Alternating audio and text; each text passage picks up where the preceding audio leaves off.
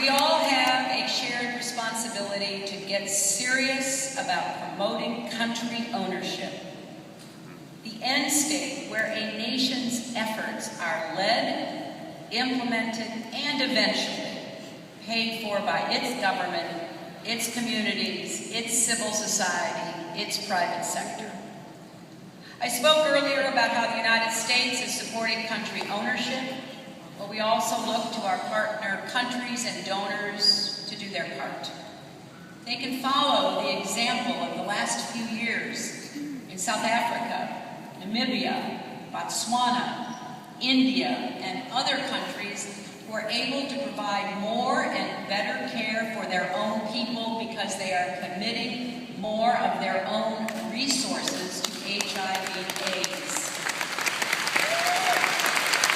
And partner countries also need to take steps like fighting corruption and making sure their systems for approving drugs are as efficient as possible. I began today by recalling the last time this conference was held here in the United States. And I want to close by recalling another symbol of our cause, the AIDS Memorial Quilt. For a quarter century, this quilt has been a source of solace and comfort for people around the world. A visible way to honor and remember, to mourn husbands and wives, brothers and sisters, sons and daughters, partners and friends. Some of you have seen the parts of the quilt that are on view in Washington this week. I well remember the moment in 1996 when Bill and I went to the National Mall to see the quilt for ourselves.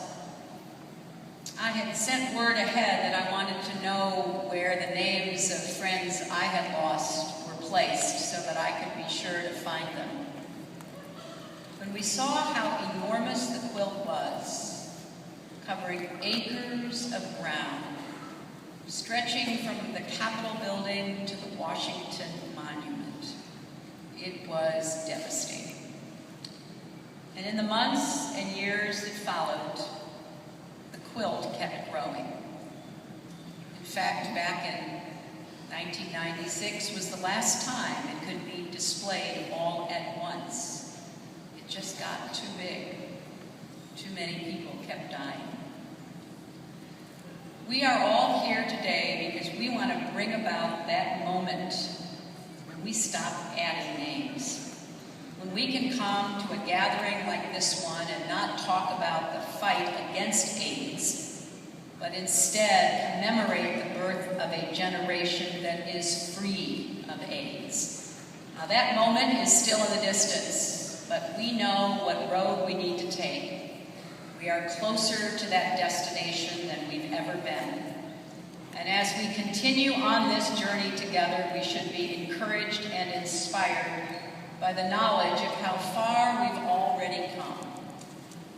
So today and throughout this week, let us restore our own faith and renew our own purpose so we may together reach that goal of an AIDS-free generation and truly honor all of those who have been lost.